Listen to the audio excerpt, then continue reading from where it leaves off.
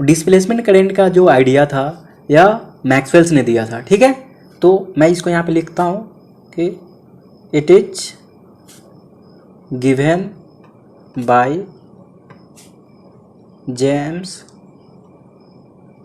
Clerk Maxwell, ठीक है। अब मैं आपको बताऊंगा कि डिस्प्लेसमेंट करंट का आइडिया आया कैसे। तो इसके लिए मैं क्या करूंगा ना कि एक कैपेसिटर लूंगा, ठीक है, और उसको मैं क्या करूंगा ना बैटरी से कनेक्ट कर दूंगा। टाइम वेरिंग सोर्स होगा, उससे मैं इसको कनेक्ट कर दूंगा। अब फिर उसके बाद मैं आपको इसमें आगे बता रहा हूँ, ठीक है। तो आप देखो इसमें आगे नेक्स्ट होता क्या है, ठीक है। तो मैं क्या कर रहा हूँ ना, यहाँ पे एक पैरेलल प्लेट कैपेसिटर ले रहा हूँ, ठीक है, और इसको मैं क्या करूँगा ना एक बैटरी से मैं इसको कनेक्ट कर दे रहा हूँ, ठीक है, यहाँ पे। और ये बैटरी मेरा कैसा है, टाइम वेरिंग है, ठीक है, यानी कि टाइम से डिपेंडेंट है। इसको मैं VT लिया, ठीक है। ये मेरा कैपेसिटर है जो कि मेरा क्या है यहाँ पे पैरेलल प्लेट है। तो इस पर क्या हो जाएगा, यहाँ पे चार्ज मेरा यहाँ पे जनरेट हो जाएगा, ठीक है। और ये VT के वजह से यहाँ पे क्या होगा, मेरा एक करंट जाएगा, IT जाएगा, ठीक है। और यहाँ पे करंट मेरा वापस IT इसमें आ जाएगा, ठीक है। इस अरेंजमेंट में मैं क्या करूँगा, एम्पियर्स लॉ को अप्लाई करूँगा। और हम सब जानते हैं कि एम्पियर्स लॉ होता क्या है। तो एम्पियर्स लॉ मेरा मैग्नेटिक फील्ड एंड करंट को रिलेट करता है, ठीक है। और क्या है एम्पियर्स लॉ, तो कोई भी कंडक्टिंग वायर है अगर उससे करंट अगर कुछ फ्लो हो रहा है तो उस करंट की वजह से मेरा क्या होगा, मैग्नेटिक फील्ड एग्जिस्ट करता है। और यह मेरा एम्पियर्स लॉ से ये मुझे पता चला, ठीक है। तो अब आप देखो इसमें मैं क्या करूँगा ना, ये जो मेरा पैरेलल प्लेट कैपेसिटर है, यहाँ पे मैं ना 3 डिफरेंट पॉइंट को मैं सिलेक्ट करता हूँ, ठीक है। यहाँ पे ये मेरा वायर है, ठीक है। तो यहाँ पे मैं क्या कर रहा हूँ ना एक सरफेस ले रहा हूँ, ठीक है, एक सर्कुलर सरफेस मैं यहाँ पे ले रहा हूँ, ठीक है। और उसके बाद एक सर्कुलर सरफेस मैं यहाँ पर भी ले रहा हूँ, ठीक है, 2 जगह। और एक यहाँ पर भी मैं एक सर्कुलर सरफेस ले रहा हूँ, ठीक है।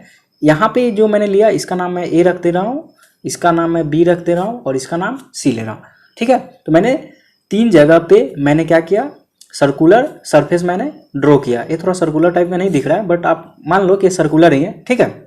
इसका रेडियस मैंने कितना लिया, इसका रेडियस मैंने स्मॉल r लिया, ठीक है। सबका रेडियस मेरा स्मॉल r है, ठीक है, इसका भी रेडियस स्मॉल r है। अब मैं क्या करूंगा ना, ये 3 जो पॉइंट है A, B और C, इन तीनों पॉइंट पे मैं क्या करूंगा ना एम्पियर्स लॉ को अप्लाई करूंगा, ठीक है। तो अब आप देखो एम्पियर्स लॉ अगर मैं इसमें एट पॉइंट A पे मैं अप्लाई करता हूं तो यहाँ पे आप देखो कि ये मेरा ये तो मेरा वायर है और इस वायर में करंट कितना जा रहा है, IT जा रहा है, ठीक है। और ये जो सरफेस मैंने सर्कुलर सरफेस लिया है, ये सर्कुलर सरफेस से कितना करंट मेरा इसमें इनक्लोज हो रहा है, तो ये IT इनक्लोज हो रहा है इसमें, IT इसके इनसाइड में तो IT करंट जा रहा है ना। तो अब मैं यहाँ पे क्या करूँगा ना एम्पियर्स लॉ को अप्लाई करूँगा। तो apply Ampere's law eight A, ठीक है। एट A पे मैं एम्पियर्स लॉ को अप्लाई करता हूँ। तो एम्पियर्स लॉ मेरा होता है क्या है, वो मेरा होता है close integral B.dl is equal to mu naught into I enclose, ठीक है।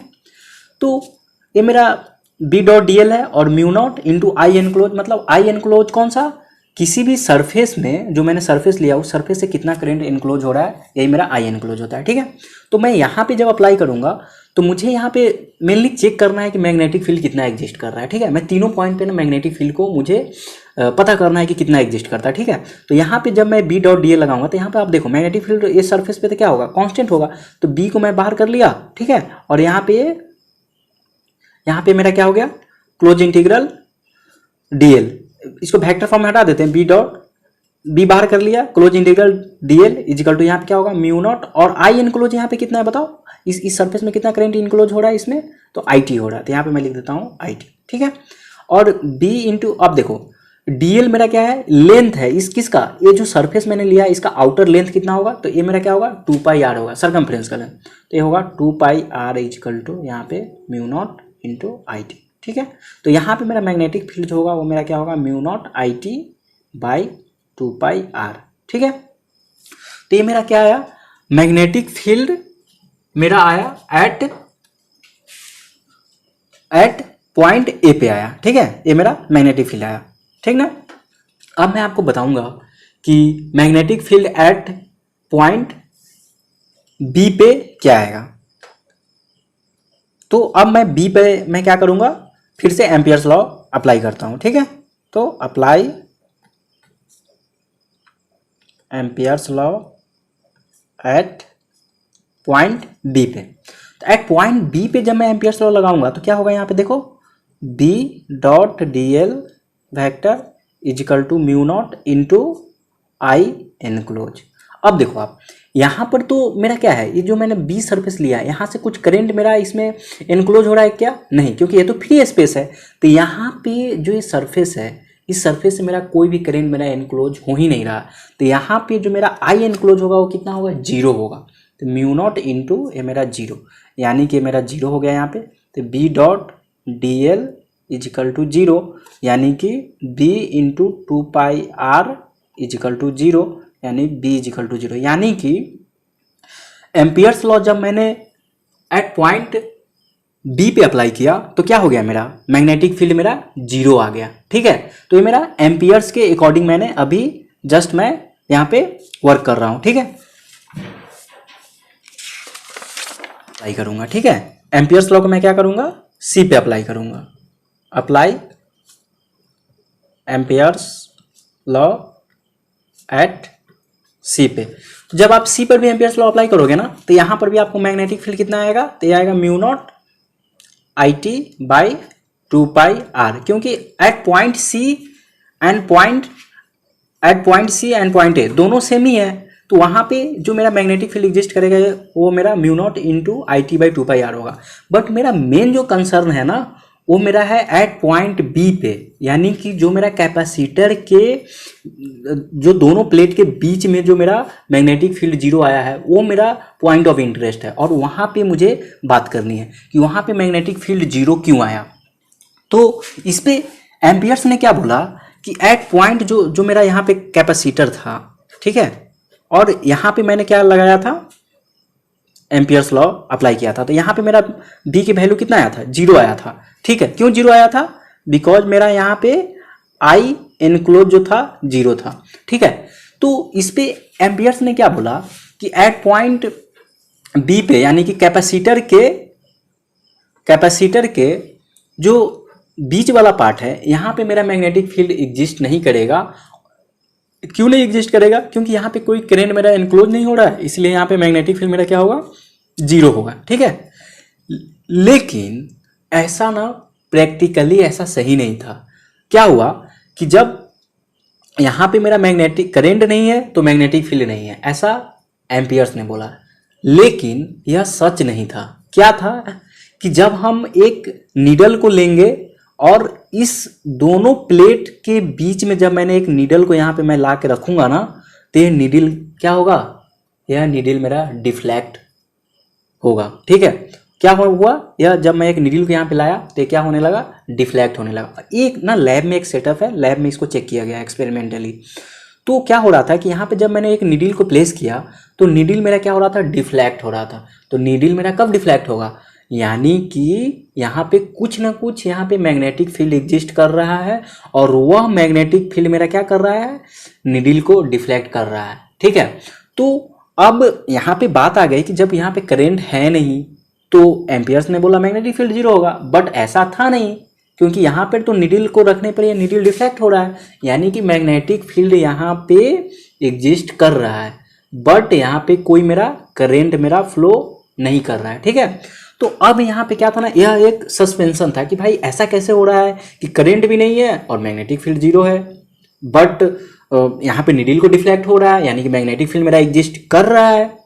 तो एम्पियर्स का जो मेरा लॉ था, यह कैपेसिटर के प्लेट के जो बीच में फ्री स्पेस है यहाँ पे एम्पियर्स लॉ फेल हो गया, ठीक है। ये कहाँ पे एम्पियर्स लॉ सिर्फ फॉलो हुआ, कैपेसिटर के दोनों टर्मिनल पे एम्पियर्स लॉ एग्जिस्ट कर रहा था, बट मेरा ये कैपेसिटर के इनसाइड में एम्पियर्स लॉ मेरा फेल हो गया। तो अब यहाँ पे मैक्सवेल्स ने अपना एक आइडिया उन्होंने दिया और उन्होंने क्या कहा कि ये जो मेरा मैग्नेटिक फील्ड है ये मेरा यहाँ पे एग्जिस्ट कर रहा है, ठीक है, कहाँ पे, कैपेसिटर के दोनों प्लेट के बीच में। लेकिन यह मैग्नेटिक फील्ड जो मेरा एग्जिस्ट कर रहा है यह करेंट के वजह से एग्जिस्ट नहीं कर रहा है। इस मैग्नेटिक फील्ड को एग्जिस्ट होने के पीछे कुछ और रीजन है, और यह रीजन क्या है, तो उन्होंने बोला कि यहाँ पर जो मैग्नेटिक फील्ड एग्जिस्ट कर रहा है वह मैग्नेटिक फील्ड मेरा ड्यू टू इलेक्ट्रिक फील्ड के वजह से एग्जिस्ट कर रहा है, due to change in electric field की वजह से एग्जिस्ट कर रहा है, ठीक है। और यहाँ से मेरा डिस्प्लेसमेंट करेंट का आइडिया आया, ठीक है। और तो अब इसको कैसे यकीन होता, तो उन्होंने क्या किया, इसका डेरिवेशन करके बताया कि आप देखो कि यहाँ पे मेरा क्या हो रहा है, एक इलेक्ट्रिक फील्ड चेंज हो रहा है, वह electric field change in electric field मेरा क्या कर दे रहा है मैग्नेटिक फील्ड को जनरेट कर दे रहा है, ठीक है। और इस तरह से मैक्सवेल्स ने ऐसा अपना थ्योरी को प्रपोज किया, ठीक है। तो यहाँ पे क्या था कि पहले ऐसा माना जाता था कि केवल करेंट ही मैग्नेटिक फील्ड को प्रोड्यूस कर सकता है, ठीक है। और ऐसा माना जाता था कि करेंट के अलावा कुछ ऐसा दूसरा कुछ भी चीज़ नहीं है जो मैग्नेटिक फील्ड को प्रोड्यूस कर सकता है। लेकिन मैक्सवेल्स ने बोला कि नहीं, सिर्फ करेंट ही मैग्नेटिक फील्ड को प्रोड्यूस नहीं करेगा, हम change in electric field free space में करते हैं तो तभी भी मेरा मैग्नेटिक फील्ड मेरा एग्जिस्ट करेगा। और ये मैक्सवेल्स ने ऐसा बताया जो कि 100% सही था, और इसका उन्होंने प्रूफ भी दिया जो कि अभी मैं आपको आगे बताऊंगा, ठीक है। तो अभी आपको बस सिर्फ ये माइंड में रखना है कि ये जो एम्पियर्स लॉ था ये मेरा वैलिड नहीं था, कहाँ पे, कैपेसिटर के इनसाइड में। और इस इनकंसिस्टेंसी को किसने दूर किया, तो मैक्सवेल्स ने दूर किया, ठीक है। तो अब मैं आपको बताऊंगा कि यहाँ पे डिस्प्लेसमेंट करंट कैसे डिराइव हुआ, ठीक है, और इसका डेरिवेशन मैक्सवेल्स ने प्रूफ किया था, ठीक है। तो अभी मैं आपको बता रहा हूँ आगे।